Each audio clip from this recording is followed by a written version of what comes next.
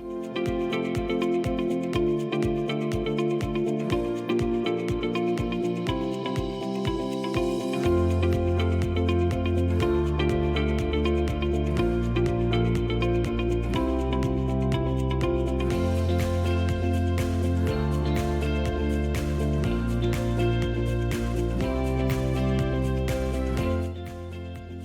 morning and welcome to the morning show. Good morning, Andy. Bart, how are you today? Good, how are you? I'm good. We're across the street from JTV headquarters at the Consumers Energy Innovation Center, and this place is fantastic. Yeah, it's unbelievable. Do you know it's been 10 years since Consumers Energy completely redid this space? Former Woolworths building, and it's a tech hub. It's unbelievable. Yeah. Now, you've been downtown since 1987? 88? 1988. 88? Yeah. Okay. What was Michigan Ave like in 1988? Tumbleweeds. It really was. It was unbelievable. And this 10 years ago was the start of the transformation of downtown Jackson. Sure. Shortly after we had the complete road rebuild, started to see some new restaurants, new retail, new offices, and the energy downtown is amazing. And even in just the last few weeks, as Consumers Energy has brought more and more people into the Innovation Center, you can feel the excitement and energy. Yeah, I remember 10 years ago when Consumers acquired this building as a catalyst really to the rebuild and revitalization of downtown Jackson, and to see how this building has been transformed into this really hub of unbelievable activity and digital first strategy that Consumers Energy is pushing. It's amazing. Now, are you old enough to remember the Woolworth Company? I am. You're too young, but right above us, I remember having a hot dog at the Woolworths lunch counter. Really? Yes. This was a popular destination. What was Woolworths? Was it like a general store? I would say it's a 5 and dime store. Okay. Do you know what that is? Yeah, everything's a nickel or a dime. Well, not really, but originally that's the way it was. I mean, it was like the Target or Kmart kind of thing. Sure. Yeah, where you could buy everything. Oh, and when it closed, that was bad. That's when the Westwood Mall opened. Really? Yeah. And now it's complete reversal. It is amazing how times change, for sure. That last shot, similar weather we're having this week. This has been, I think, the winter that we've dodged for the last few years. It's been wild out there. Nice today, 20 degrees right now, wind chill of 8. It's going to be really frigid the next few days. But some snow showers for the rest of the morning, and a winter weather advisory. Luckily, it expires at 10 o'clock this morning, but it's January in Michigan. Yeah, Friday looks to be the day that the kids hope to have school off. Possible negative 12 degrees out, so we'll be following that for sure. But again, we live in Michigan. That's it. We have a lot of people here at Consumers Energy's Innovation Center downtown. We are doing this show to help Consumers Energy showcase the digital first customer strategy, both here in the company, but also in the Jackson community. It's such an important impact that Consumers Energy has on the community. And we've got people in our audience today. We've got students from Northwest High School, Northwest Michigan Council of Women in Technology program, and the Get It program, Girls Exploring Together Information Technology. And we've seen, Consumers has brought in robotics teams. Sure. They've actually, I saw Carrick Rochelle offer a 11-year-old kid a job right on the robotics floor. Really? Yeah. It's amazing. Yep. Yeah.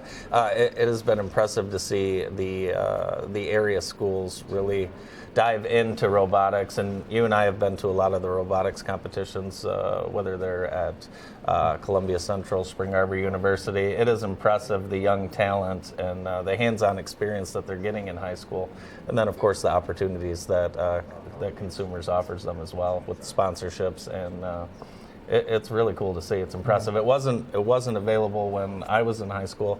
It surely was not available when you were in high school, Bart. No, we had metal shop and we made ashtrays. That's very good. Yes. Very good. Yes. Yeah. Yeah, it was awesome. I bet it was. I bet it was. In upstate Vermont, yeah, where the weather. Now, this weather's nothing compared to what you grew up with. Oh no, it was like 10 feet of snow. We had to walk uphill both Yes, ways to yes, school. of course. Did you have a school bus or walk? We had school buses, but they never closed school. Really? Ever. We never had, there was no such thing as school closings. We didn't even have TV. You're showing your age for sure. Two channels, black and white. I want to give a shout out to the JTV crew and working with Brian Wheeler and the Consumers Energy team to do this massive setup. You'd think that we could just flip a switch and go live across the street from our building, but it does take a little bit of work. Yeah, as we walked over this morning, I was looking for the wires that they would have run from our building, but there's no wires. No.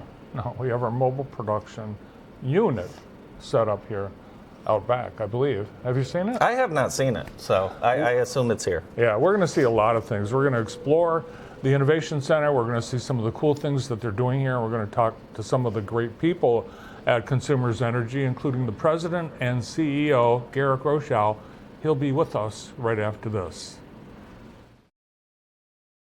Will, and music's been my rhythm since day one. Now I bring that same spirit to Consumers Energy. Growing up in Jackson, Consumers Energy was always there, so I'm proud to give back. Across Michigan, we're upgrading our system to keep gas flowing safely at a price that won't break the bank. Every job I take on is unique, and like music, I treat each one with care because our job is to protect the moments that matter most to you and us. Count on us for the energy you need 24/7. From your morning coffee to your light in the dark, Consumers Energy is here with care, value, and service that never sleeps. For example, when it comes to heating your home, we plan ahead by buying natural gas in the summer when it's cheaper and storing it underground. That way, when winter hits, we can deliver the energy you need at a lower cost, because everyone deserves a warm home. And with my personalized offerings, you can get custom support to help you save even more. Count on us for clean, reliable energy priced with care.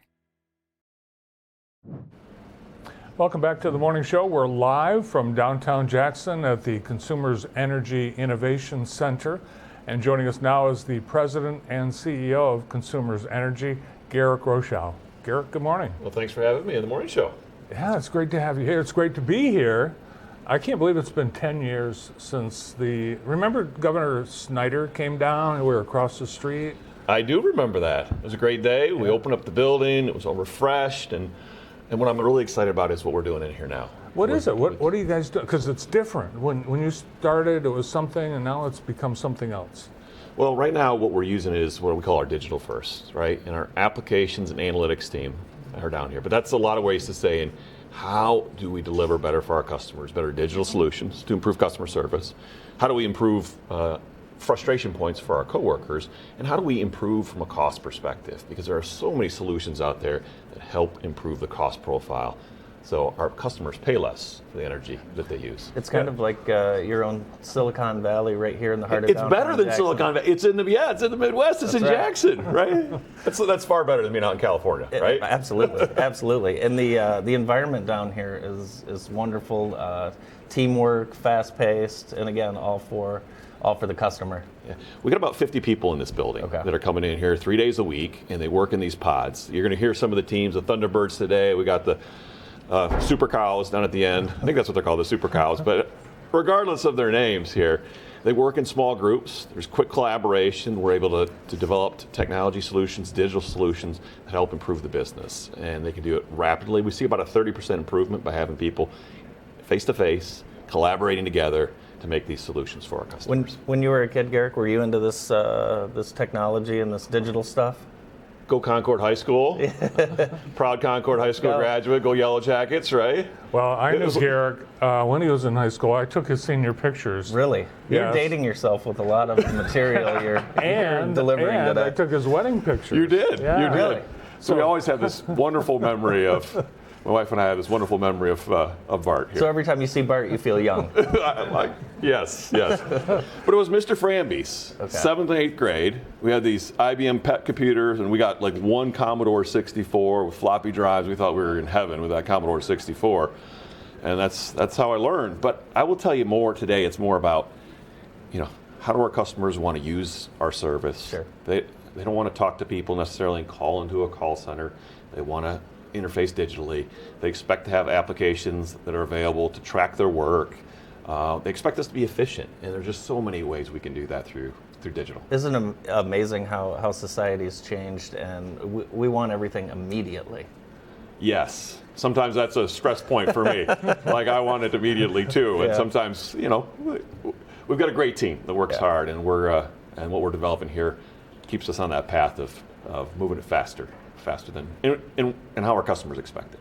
And just today you announced that your natural gas prices to the customer this winter are 28% lower than the national average. Yeah, can you imagine this right now? In January, where people are using natural gas to heat their homes, we're dropping the price of natural gas. Can you imagine that? 28% below the Midwest average. And how do we do that? Like, we buy natural gas in the summer when prices are low, when people are not using natural gas to heat it. We store it, and then we deliver it to our customers right now. What a safe way to deliver home heating for our customers, and our prices are dropping. Like, that's a great place to be. Beyond the Innovation Center, how do you look at your company's relationship with Jackson? This is home, right? I go back to Concord, but regardless of who the CEO is, like, our Foote brothers founded us right here in Jackson. Mm-hmm. And we've been in nearly 140 years. We've been in Michigan. We've been in Jackson. This is our home. And this, bringing people back into the workplace, to collaborate, to produce technology solutions that are going to position the company for the future. Like, there's no better place than Jackson to do that. And so it's our commitment. Like, we're out here on MLK. That's been a big project from a redevelopment piece. We've helped to clear the space for the store, the new store. Right now, our line crews have spent a lot of time over the summer and fall, not just doing the infrastructure work on MLK, but doing all the side streets. So it's like, when there's an opportunity to reinvest in our community, we're all in. Well, the company's obviously been here for going on 150 years. Yeah. So it's been a mainline company, a utility, a provider of electric, gas. It's been a company that's just been very traditional back in the day. How has the company evolved? When you call it a high-tech company, that's kind of for someone that's not familiar with the industry, that seems unusual. Well, the basics are still true today. We're going to deliver heat to your home, we're going to deliver light to your home, and that's an important quality of life that we do. We attract jobs, we invest in communities. That's all true. But customers are expecting a different pace, they're expecting different services. And for us to truly deliver a better service, for us to take cost out of the business, we have to adapt. We can't do things the way we always have done things. And so when I think about digital, it's everywhere from software and technology on the electric grid across the gas system. It's robotics and how do we automate our work in the field and how do we improve our work in the field, all the way to artificial intelligence. And when you're able to better predict how storms will impact the state and how your assets out there, the poles and wires will handle the weather, and you can be quicker at responding. You can build a stronger system so people don't have to do that with that interruption. And so there's just so much horsepower out there. And so we spend a lot of time. This center is designed to put the right people together, smart people together, to put new solutions in place. And so it does require a little creative thinking as a company that's been around for 150 years, or nearly 150 years. Let's talk more broadly about Consumers Energy. What were some successes from this past year, and then what are some of your priorities for 26? We're really excited about the jobs that have been created in the state. That's important, whether it's a local store, a local community, Main Street, or manufacturing. So we hooked up Hemlock Semiconductor with additional load growth. Out in Marshall, the Ford facility, Switch in Grand Rapids. And so growing jobs, growing investment in Michigan is critically important in addition to all the communities.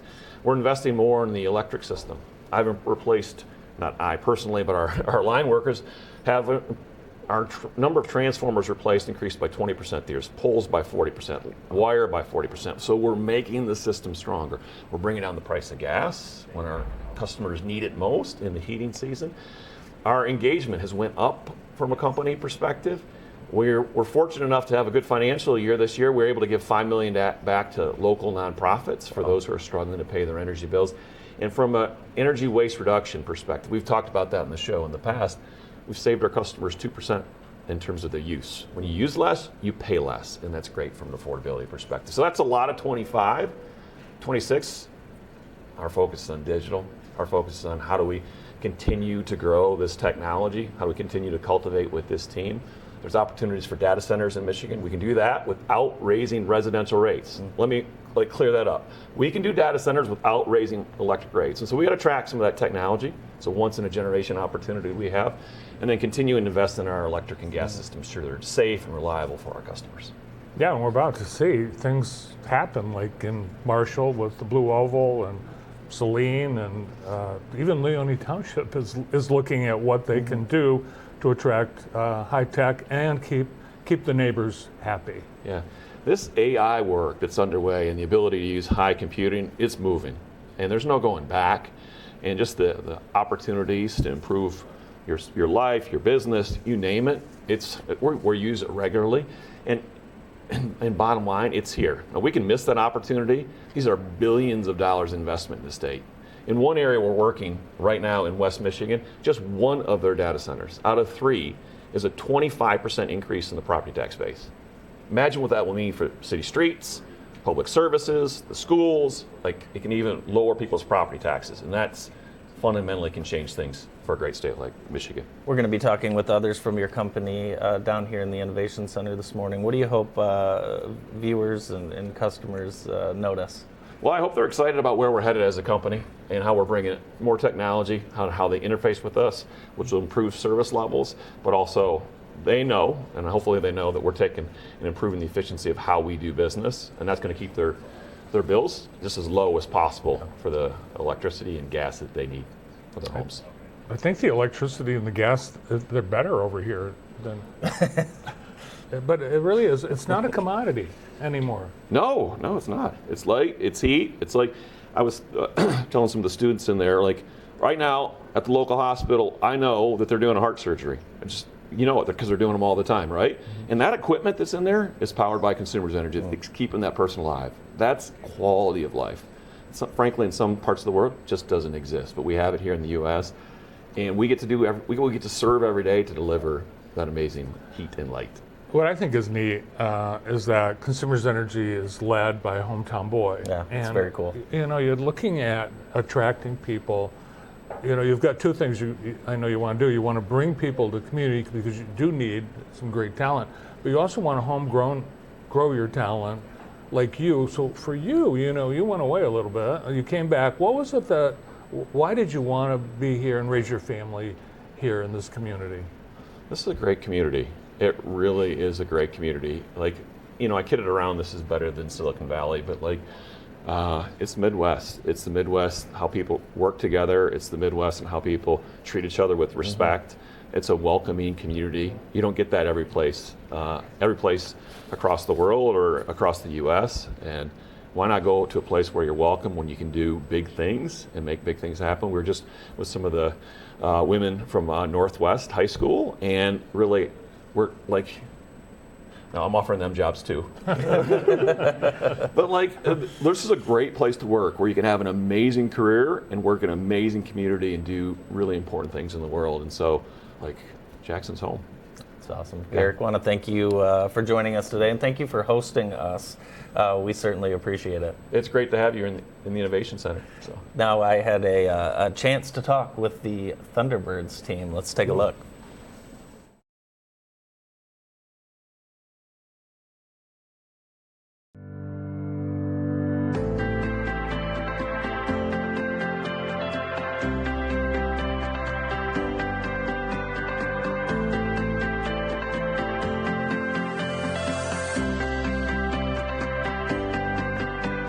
Down in the basement of the Consumers Energy Innovation Center with Nick Workman from the Thunderbirds team. Tell me a little bit about your team down here.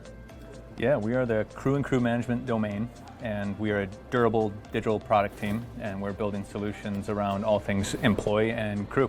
So tell me a little bit about what your team does down here. I love this work environment. It looks like you have, it looks like it truly is a team. Yeah, we have a flexible team right now. I think we have 6 developers. We did have some embedded data scientists as well. So we have pairing stations where we'll have multiple monitors. We'll be able to pull over different chairs, be able to swarm a problem together. But we have a digital first product manager, Patty. She's not on camera right now, but they have a stream of work that's coming from up at the top. So we have a family and a line team above us who figure out what is the most important technological or digital problem that we want to solve. Okay. And then it filters down to us. So we're currently working on a absence management modernization. Okay. So there's a legacy paper process that we're looking at, and then we're trying to figure out what opportunities we have to use technology to improve problems. Yeah, tell me a little bit specifically about that project. Yeah, so we have, unfortunately, a piece of paper. This is a carbon copy vacation request form, and we have about 4,000 employees that are still using this paper process. Okay. And if you think about it, these are field work employees in the field that have to come into an office. They have to sit down with the field supervisor. They have to find and coordinate FaceTime. They have to figure out how to exchange pens. There might be some lookup of other systems that they have to do and figure out, can I actually approve this vacation request or not? So there's a lot of time out of their day that is just meaningless paperwork. So this is behind the scenes work. Why is this important to your customers? Yeah, so there's some efficiencies internally, Okay. but for our end customer, like in the state of Michigan, we're actually going to be able to free up their time to get back in the truck, to be able to get back to repairs, turning on the lights, restoring gas. And when we meet these people and we actually sit down with them, they don't want to be in the office. They want to be out there servicing the community.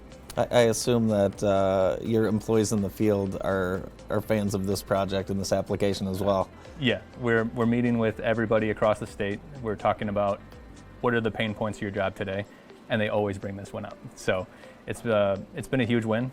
We've had a lot of excitement around the project, and we have our internal field supervisors as well who are sick of sifting through paper, storing things in binders underneath their desks, and having everything in a single-stop shop where they can just click through and see what they need to do their job.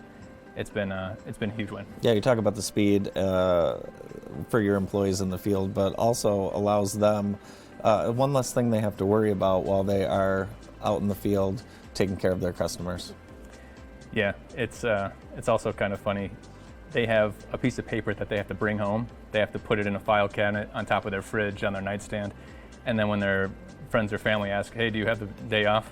They have to go find all those stack of papers. They don't have a quick at-a-glance view of their vacation schedule. So we're improving the life, the quality of life for our employees as well. When the Thunderbirds take on a project like this, what are some things that you look at immediately, and then kind of talk a little bit how you guys work together to develop these processes?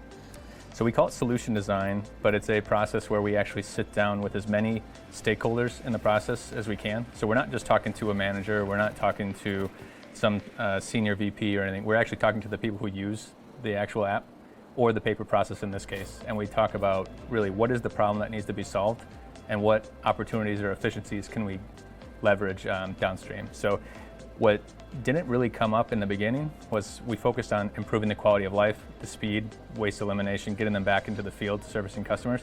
But downstream, we actually found out as we were peeling back the onion, our schedulers leverage the vacations, the historical vacations that have happened in the past, as well as, well, now that this paper is in like this crude form, we can't do any analytics on it. Mm-hmm. So our data scientists came in and said, you know what? If we could get this in a digital footprint where we could actually do some machine learning on it, we could start predicting when our employees want to take vacation. And then our schedulers, when they're forecasting work, they're going to be more accurate. So when we talk about trust with our customer, that's another big win. Like, we want to be able to say to our customers, we're going to schedule this work, we're going to be at your house, and we're actually going to be able to form that crew. Like, even if we forecast it out 3 months from now, saying next November we're going to be at your house the week of Thanksgiving, we want to be accurate as possible. Smarter scheduling. Yeah, smarter scheduling, more efficient, and then being able to build that trust. When you look ahead, what do you see for maybe the future of this particular application or other applications that the Thunderbirds are working on? We're going to be able to link into other sections of the business here at CE. So when we talk about just scheduling the work, being able to accurately forecast when we're going to be able to have crews available, when we're going to be able to commit those crews to work, but then we're going to bleed into the execution side too. So being able to know who's working and when, and then who wants to be off and when. You shared with me how you became to be an employee of CE. I can tell from being down here in in this environment, that it's an environment where you can truly thrive. Just talk a little bit about this space right in the heart of downtown Jackson and this team format here, providing solutions for customers and for staff. Yeah, the Innovation Center is a really cool building. We have 4 product teams, so this is just one team. So if you think about 4 different teams of 10 plus people, you can just quickly walk to the other side of the basement or the second floor, first floor, and you can tap someone on the shoulder and say, hey, look, here's a problem I'm struggling with. How did you guys approach this? Can we knowledge transfer and share some opportunities?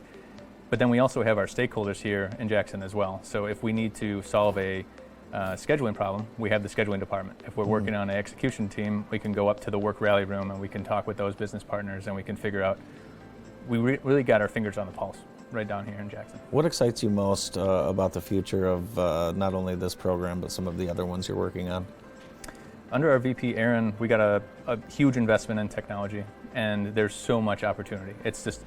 It's unlimited, and it's so exciting to figure out. Everyone's trying to get in. Everyone wants to be the problem that we work on, and it's a good problem to have because we can use technology to do so many amazing things. So when I see all these opportunities upstream in the pipe, I'm just waiting. I just want it. I want it. Yeah. So it's really exciting. We have a couple other business partners trying to get on our books and on our schedule. So. And again, all to really benefit at the end of the day the customers of CE. Yeah, exactly. So cool. Thanks, Nick. Yeah, appreciate it.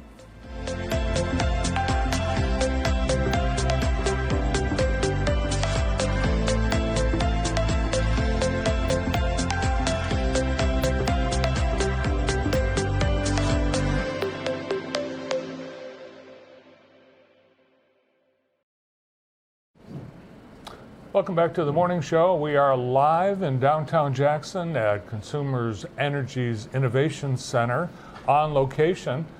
And joining us now is the Vice President and Chief Digital Officer for Consumers Energy, Aaron Rida.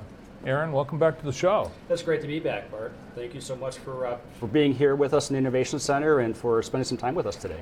Yeah, so you were with us on the morning show about 6 months ago. Right. And you told us what Chief Digital Officer was, and Andy and I, we forgot.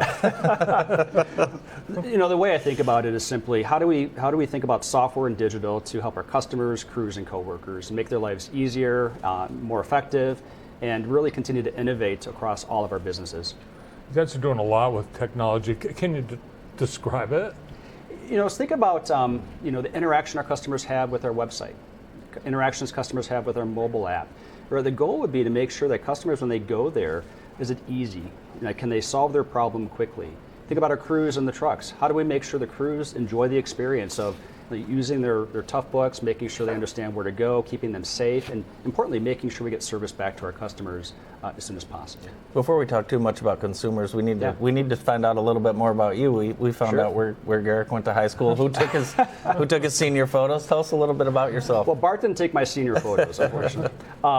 So I grew up in Livonia, so southeast Michigan. So grew up in the area.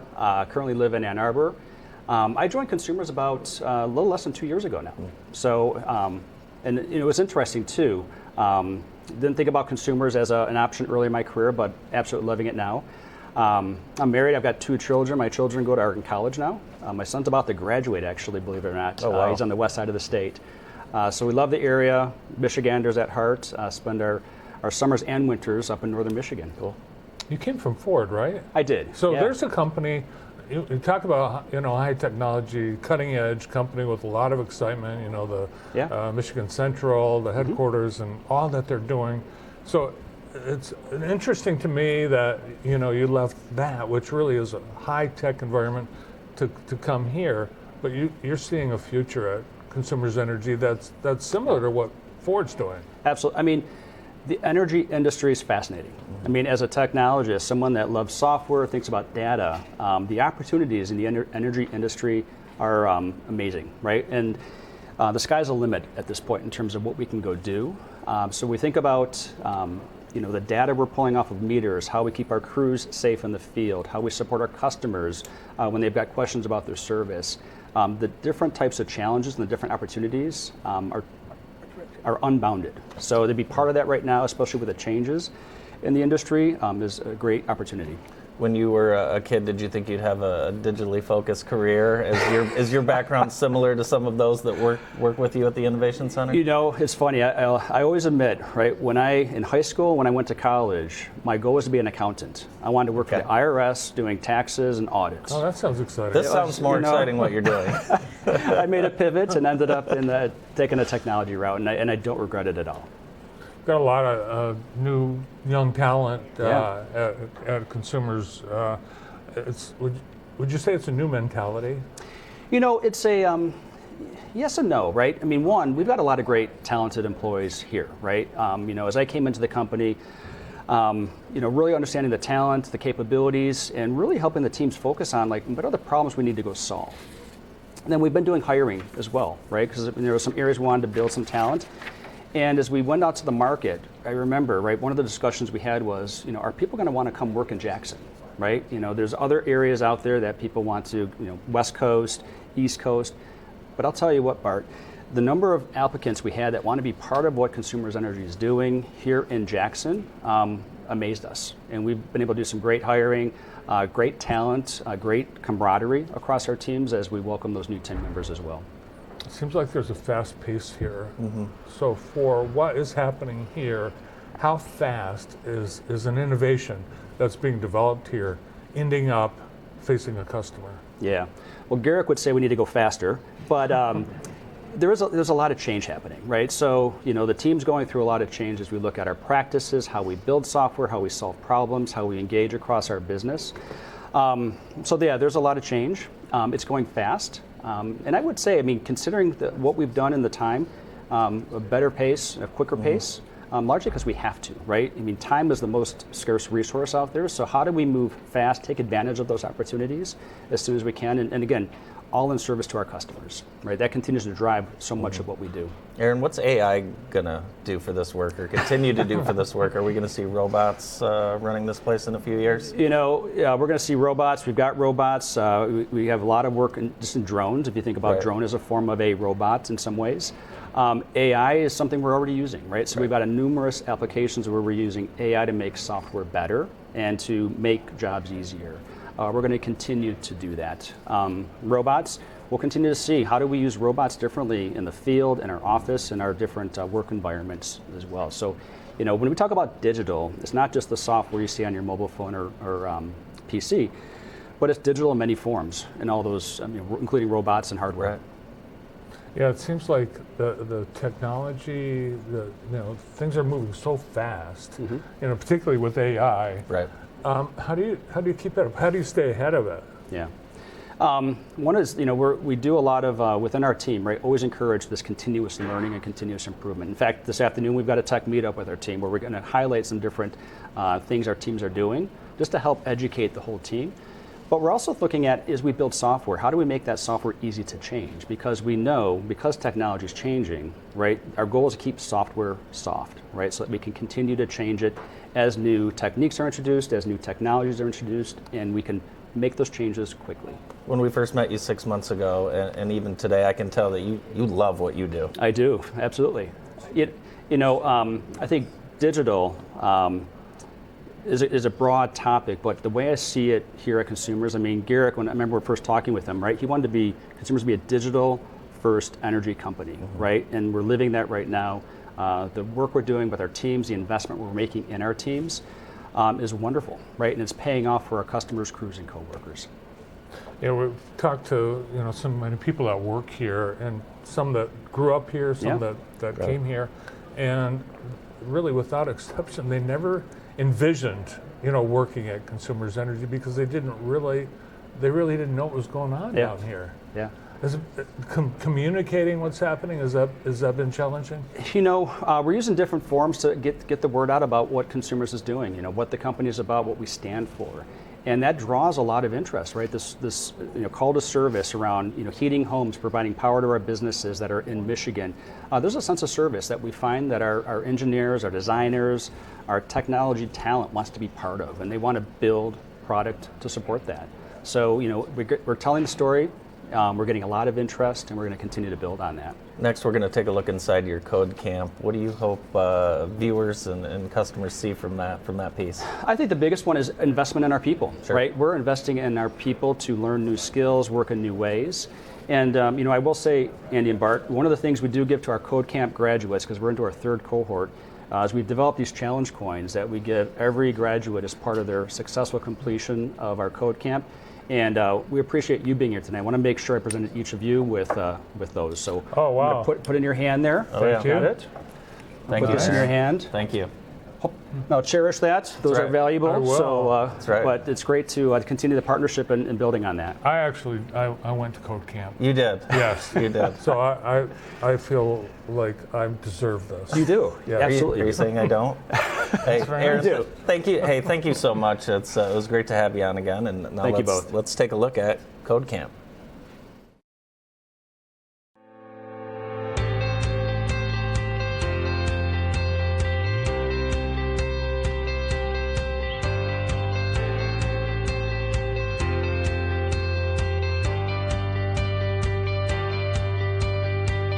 At the Innovation Center with Sean Leonard and Shane Herbert, two software engineers. Sean, Shane. Shane? Shane, Sean. And you're software engineers, but you work on different areas. What do you do as a software engineer at Consumers? So I work on our team that focuses on consumer-facing applications, like our website and mobile app. So if you've used the website or mobile app for anything, chances are I've touched it. I love the website. I mean, it really is. It's very useful, and obviously, when the power goes out, that's when it probably gets a lot of use. Yep, you definitely see the usage go up when storms happen and people are losing power. So it's customer-facing engineering. What about you? You're not so much customer-facing. True, not so much customer facing, but it does deal with storms and outages and things like that. This is around like asset repair, asset maintenance. So like poles and transformers, keeping track of these devices and determining when they need to be replaced. That's our team. Before the show, we were talking about how you were exposed to Consumers Energy, and you guys, neither one of you, thought of Consumers Energy as a place that's a tech company. You thought of it as a place that just runs the power, right? Yep. So, and I would imagine a lot of people don't think of the company as a tech company, but obviously here we are at Code Camp, Innovation Center. It's a pretty tech-heavy company. Yeah, it's a huge organization. There are, I don't know, Hundreds of people, them. Yeah. 800 maybe. Not just line workers and transformer adjusters and all that. So you came to the company from out of town. Yep. What was it that attracted consumers? to So you? I was at a job fair. I just graduated college, looking for a job in the computer industry, looking for something, and I saw a buddy that I went to school with that was working for Consumers that asked me to put in my resume for Consumers Energy, and I just remember at the time thinking, Consumers Energy, what am I going to do there with computers? But of course, there's a ton of technology here. Now that I'm here, we see the technology everywhere, and it's very impactful. So that's kind of what brought me down here, was the job opportunity that came here. I had another job opportunity in Reed City, but this one was a little bit better. And Sean, for you, you grew up here, and I think the company loves to have homegrown talent. But as a kid, did you think, engineering, computers, that this was going to be your home? No, never would have thought about it. I had like Google or Microsoft or Amazon in my head. You think of the big tech companies. But then I went to a job fair at Eastern Michigan, and it was a tech job fair, and there's Consumers. I'm like, okay, they're local, it'd be great. And yeah, it worked out. So you're doing web engineering. That's pretty, I think people are aware of coding and the web, but what about for you, Shane, what kind of engineering do you do? It's collecting data about these different devices that are out there, like the transformers and the poles, and building a database for them, and then front-end systems like people internal to Consumers use, not the customers that are external to Consumers, but the internal business partners use the software to plan their investments and where they can replace assets before they fail. So things like lines and poles and all the hardwood of the company, that is all, it's connected somehow to the computer. Yeah, all of those are assets that we want to track. We want to know about how old they are, which manufacturer had, and what's their life expectancy, when we can replace them. Because if we replace them ahead of them failing, we save ourselves an outage for the customers, and we save ourselves a lot of money. It's like 60% less cost to replace an asset before it fails. And we're bringing people into Jackson, people like you that have high tech in their education and they want to be in the cutting edge of something, and they end up here, but they're not quite ready. You guys continue their training, and we're in a place called the Code Camp. What is Code Camp? So Code Camp is a place where Consumers is upskilling our developers in the space. People that either have no code experience or need training in the latest and greatest methodologies in programming. It's really a good space for anyone, regardless of skill level, to learn something new that we can apply to our everyday job. And so I'm familiar with coding for websites, building a website. Is the coding that you do the same? It's very similar style of coding, whether it's for a front end that's a website or whether it's a front end that's just on a screen for somebody working in their office. Same type of development, a little bit of different coding styles, maybe a little more focus on usability for the external customers, where everybody's going to have a bunch of different devices, different size screens and things like that. So there might be a little bit of differences, but yeah, it's basically the same general idea of software engineering, building software for whether it's our customers that are external or internal. So it's changing. It's like when you write code, it's good for a certain period of time?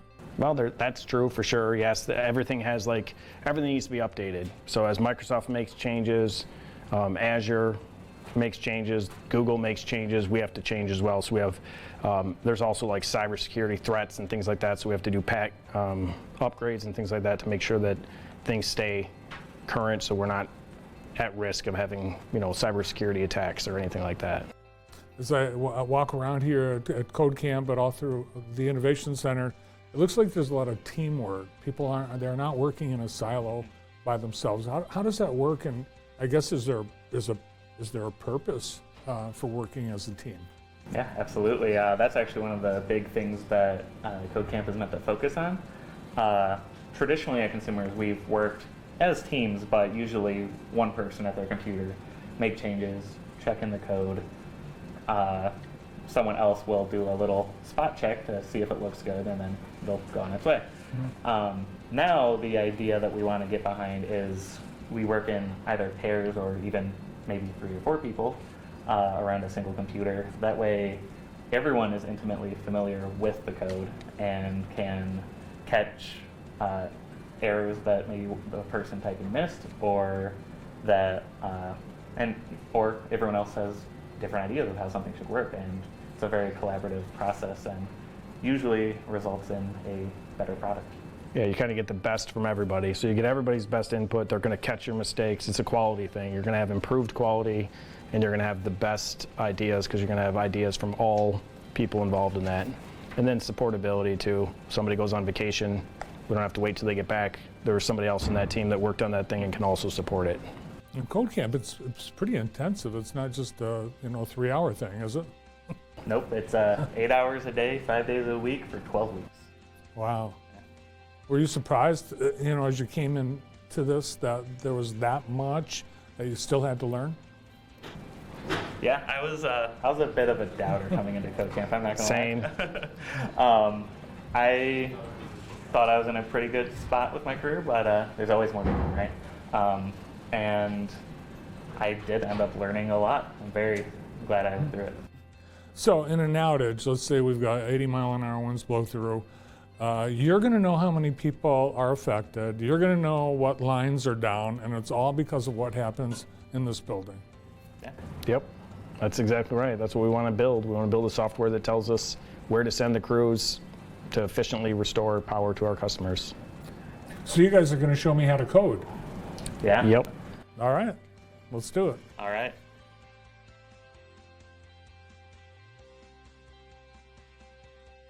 All right, Shane and Sean, we've been talking about code, but what is code? You actually have it here on your monitor.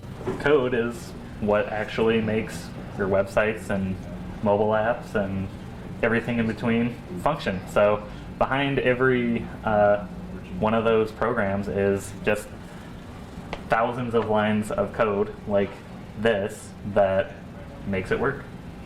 And you have to test and retest. And give me an example of what the testing process and the reason behind that is. Okay, so yeah, I've been here for like 25 years, and we've started out developing. When we were doing development, you'd always write a bunch of code and then do some testing.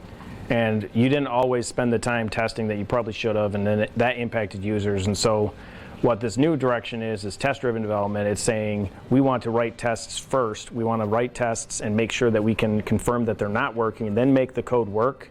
And then that will make sure that in the future, if we ever do any upgrades or things like that, all of our features will work after, just like they did before. So if you've ever had an application on your phone or on your computer where everything's working and then you do an upgrade and something stops working, this test-driven development model will make sure that we won't have those type of errors, because we have the tests that are automated to always run to make sure that our features that were working before are working after an upgrade. And Sean, how does code work in a situation like a power outage? What do you do writing code that affects how teams are deployed, or how long it takes someone to get their power back, or how much it's going to cost the company? Yeah, so this application we have here is what we wrote as our capstone for Code Camp. We spent 2 weeks just writing an application, and we came up with this outage simulation, which lets you input a bunch of variables, and it'll create a fake storm. And then you can say, well, if I put this many crews at it, will it restore the storm faster? Will it cost any more? Will it make customers have less impact? So the idea behind this application is that it'll help people decide the best course of action when tackling a storm in the future.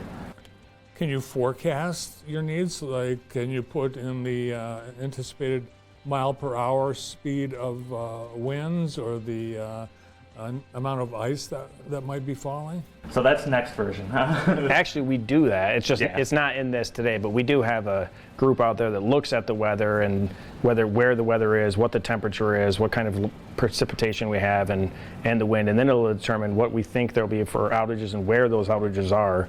And this is more around like, where do we put those crews and how many crews do we need to make it? How do we restore this power as fast as possible to our customers as cheaply as possible?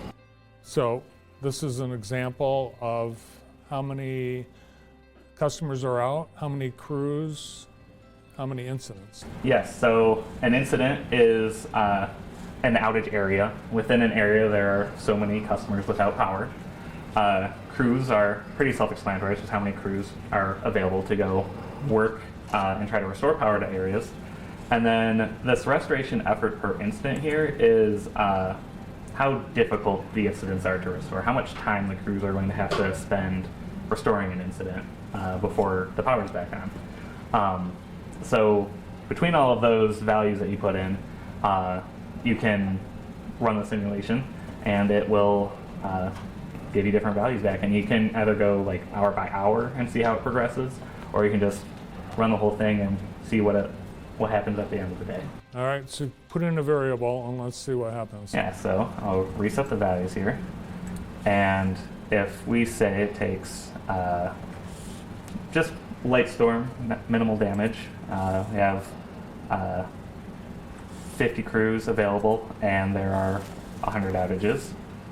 Click start, and these are the starting values.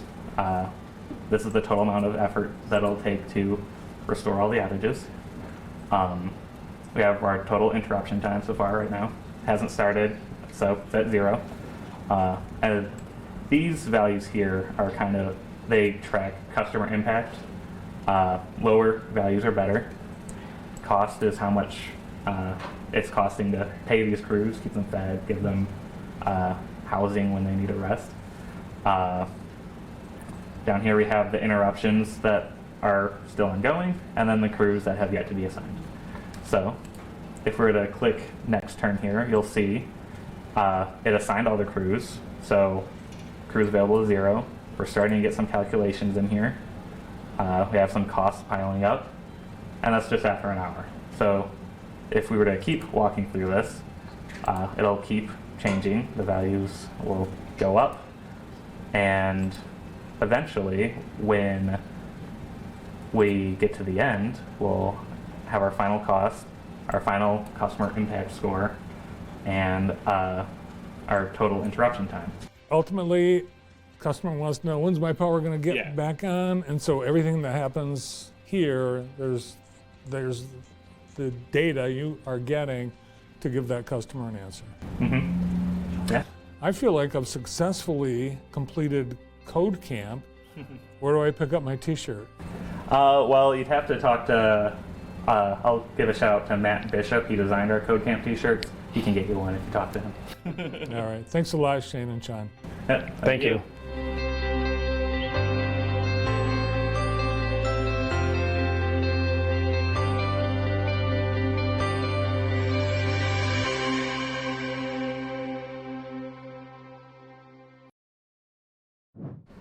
We are live on location in downtown Jackson at the Consumers Energy Innovation Center for the morning show.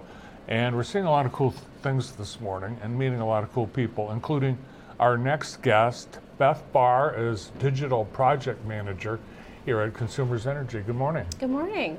Digital Project Manager. How long have you been doing that? About 6 months. Oh, wow. Yeah. How long have you been here at the company? Almost 17 years. And you're not originally from Jackson? I'm not, no. What brought you here? Consumers Energy did. I went to a career fair. I went to Central, Fire Up Chips, and I had some conversations with some folks from Consumers Energy. I got an interview, I got a job offer, and I've been here ever since. And you're the one people go to around here asking about which restaurants they should go to. So you've got some reviews. What are some of your favorites? Yeah, well, I can actually thank my uncle for our favorite restaurant, Clavon's. When I moved to Jackson, he and his wife were living in Concord. Okay. And they were like, you got to go to Clavon's. Right. And so ever since then, I've been a Clavon's fan. I can also give rave reviews for our new Iron and Oak down the street. Yep. The honky tonk upstairs is a blast. So Yeah. I would definitely recommend if you like live music, like to have a good time. It's a fun time. Have you done the line dancing class yet? I have not done the line dancing yet, but I keep telling the team that we either need to go do karaoke or we need to do line dancing as like a team bonding. Seems like there's a lot of cool things that you provide the team here at the company. What's the day in the life like here at the Innovation Center? The Innovation Center, we do a lot of different things here. We've got software engineers writing code. We've got our tech leads architecting some of our software and solutions. We have our product managers running around, talking to business partners, learning more about what digital solutions we can deliver. So it's a lot of fun. It's really exciting. Beth, it seems like you do a lot of behind the scenes, helping out coworkers. What's the experience like for you? For me, the last 6 months, especially in this role, I have gotten to learn a lot about our business. I have a lot of different exposure to a lot of different areas. I did a lot of customer area, CE.com website type activities, and now I'm really learning a lot about our gas and electric business. How do you describe your role to family and friends outside of the area? If I were to describe my role to family and friends, I would tell them that I get to represent our business partners, the people within our organization who are in the front lines doing the work, and then I get to bring that back to my technical teams and tell them these are the digital solutions that we need to help our coworkers put in more gas, put in more electricity, fix it, keep it on, keep the lights on for our customers. So when you were at that job fair at Central Michigan, it wasn't digital. You weren't applying for that.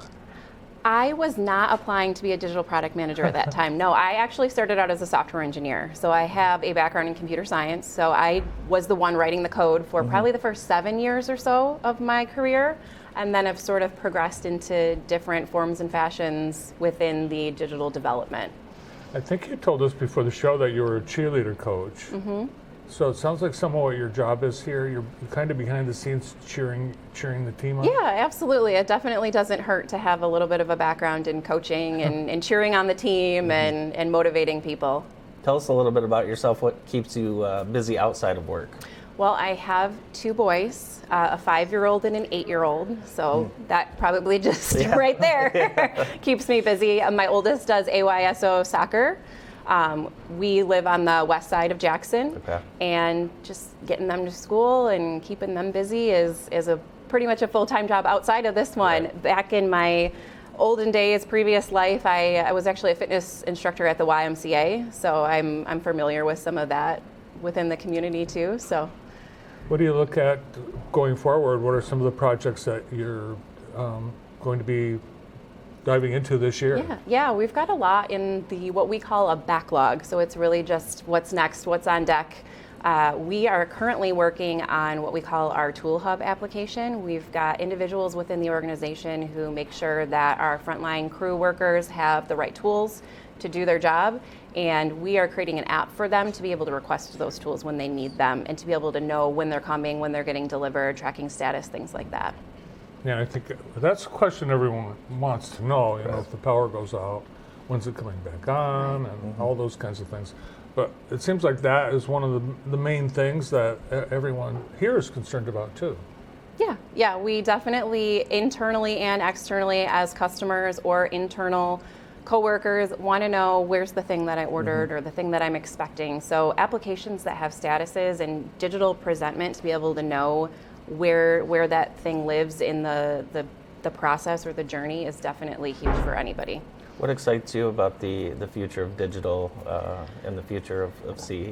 Well, technology, I've been here 16 and a half, almost 17 years, and it's always different. It's always changing. I've always had the opportunity to bring in new systems, bring in new solutions, build new solutions, and so it's always changing.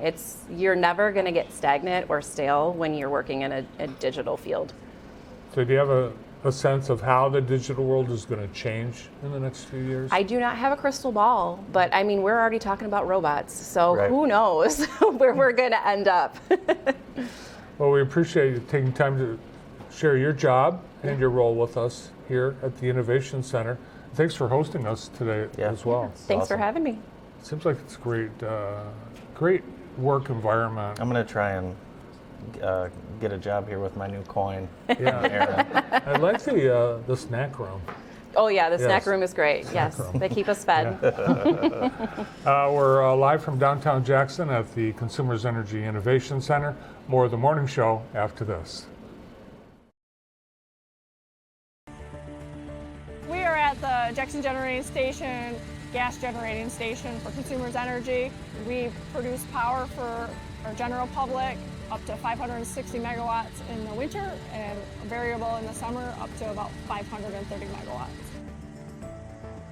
A place like this is important for our customer because it allows us to provide value for our customers and service to those out in the field, but it also ensures that we do not have to buy power off the market. So saving value for our customers by producing it ourselves and being efficient, reliable, and being dependable. What's good about the stations, especially Jackson on the gas generation side, is we have a quick startup rate here. So if it's a cold start, it's about 2 hours, and a hot start is about an hour. So we're able to get online fairly quickly and efficiently to meet our demand. When we're able to generate our own electricity, that gives us the advantage of not having to buy it off the market, which many times is more expensive. For me personally, it's important because, like rest of us all, we are also customers, so we want to make sure the benefit's there for not only our customers, but for ourselves in our home lives too. We want to make sure that we're providing equitable service to them and doing the best we can every day.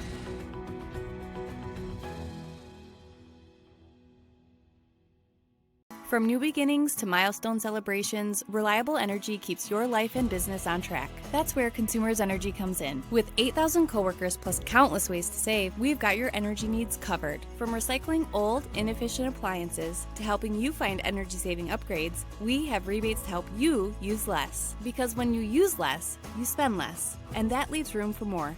More playing, more sharing, more making. Wherever life may take you, count on us. The morning show is live on location in downtown Jackson at Consumers Energy and the Innovation Center. Joining us now from Consumers Energy, it's a really long title, so stay with me. Director, Enterprise Architecture, Applications, and Analytics, Christine Shook. Wow, that is a long title. It's a very long title. What do you use for an abbreviation? Architecture, I guess. stuff. I think there's a lot of people with long titles. I love it. Clay's got a long title. Does he? Yeah. So, what do you with you're no exception to people with long titles. So, what does all that mean, and what do you actually do here at Consumers Energy? So think of architecture like we think of architecture for a building, right? Architecture and technology is just figuring out how are we going to put all the pieces together from a digital perspective? How are we going to build the software? How are we going to put all the infrastructure in place behind the scenes? So that's what my team does here. Interestingly enough, my role has also started to evolve a little bit as we've gone through this digital transformation. And so I've gotten a lot more involved with the people side, the talent side of our organization, and had the opportunity last year and then going into this year to lead our hiring efforts and look at how we're recruiting and bringing in new talent into the organization, what kind of talent we need, and thinking about that. Tell us a little bit about some of the roles you have had at Consumers Energy and how long you've been here. Well, funny enough, I started as an intern. Okay. I started as an intern actually in the gas engineering side of the business. So I wasn't in IT, and that was 21 years ago. But I've had the opportunity to evolve my career quite a bit. First, again, starting in gas engineering, coming into the business, not even understanding what a gas meter looked like, but learning how to design gas and then later electric services and distribution. So think of pipes and wires in the ground. I was doing a lot of that work. And then 13 years ago, I had the opportunity to pivot to a career in technology. So when I came into technology, I was really trying to figure out how do we find the right solutions that fit what the business needs and how to solve business problems and add value there, and then learning the technology side. And so I had the chance to learn to code a little bit, and then I've taken that and worked through financial roles. I've worked on our rate case processes, helped lead a lot of change. And now I'm doing a lot with people. I'll ask you the same question I asked Beth. How do you explain your role to friends and family? So more recently, I've just explained it as I do people things, right? I help create great people. I help bring in great people and look at the skills and the talent that we're going to need in the future and recruit those people. And then as they're coming in, what are we doing to skill them up? You were doing that this morning with the students from Northwest. I was. You're part of the team that offered them jobs. I was, yes. Well, actually, Garrick offered them jobs. That's right. And they're going to hold Garrick to it. Well, you have video of it. We do. Yeah. We have proof. It's interesting. People that work at a company, they're fearful of technology, digital, AI, robotics, because they see it as threats to their job. Their future might be replaced. But it's the opposite here. It's an asset that excites the people that work here. Oh, absolutely. It can be scary, right? I like to think of it as let's let the AI and the computers and the software do the things that are redundant and repetitive, and let's us as the humans use our brains and our minds and our skills to do the things that are, solving those really tough, juicy problems. So it's not a scary thing to me. It's something to embrace and look at the opportunity in it. When people think Innovation Center, what comes to mind? What should people think? So I think about two things, right? I'm going to back up a little bit. Most people, when they think about a career in technology, they might think, oh, I have to go to Seattle or Redmond or Silicon Valley or Detroit to work at one of the big tech companies. But here at the Innovation Center, it's pretty exciting. We're building a modern technology company right here inside an energy company. And we're building the solutions that you as a customer might use on your phone to access your bill, to find ways to make your bill more affordable. We're building the solutions that when the lights go out, our crews can restore your power faster. We're building solutions that are driving the processes behind the scenes to help deliver gas to your home. Like, that's the kind of work that's going on here. We're exploring AI and how we can bring that across our entire business. But what's really cool, and what I like to add, is we're not just building tools and things like a big tech company might build a social media app or something to sell a product. Our work really matters. It really makes a difference in the fact that the tools and the software that we're building, that's helping deliver heat and light to your homes, and that brings such a sense of fulfillment and purpose to the work that we do. I like how you develop talent with the people that you have and find skills. And I noticed BJ Walraven on the safety tailboard. Did you know he has a band? I did. Yeah, he could probably provide some entertainment. Right? He has too at company functions and outside. What are some of the words of encouragement you shared with students from Northwest this morning? So we loved sharing with them at the possibilities of a career and how all of us, each one of us, kind of landed in a career in technology and here at the company in very different paths. Like, I used to be a teacher and somehow landed here. So just really encourage them to don't discount the exciting things that are happening here at the company, and the career that you can build here can take so many different paths, from engineering to even accounting to the world of possibilities in technology, and the fact that digital and technology are permeating every area of the business. So just encourage them to keep exploring and growing and recognize that you can have an amazing technology career right here in Jackson. Well, we've had a blast. Can we do this again? Yes, absolutely. It has been fun. Yeah, it has. Yeah, thanks to everyone here, all of our great guests that have been on the show. Thanks to all our great team and the team behind the scenes working on this, including Brian Wheeler, Clay McAndrews, Joe Hawley, and everyone else here at the Innovation Center and at JTV. Thanks to Christine. You're welcome. Thanks to Garrett. And thanks to you. We appreciate you tuning in as we're live from downtown Jackson at Consumers Innovation Center. Thanks for watching.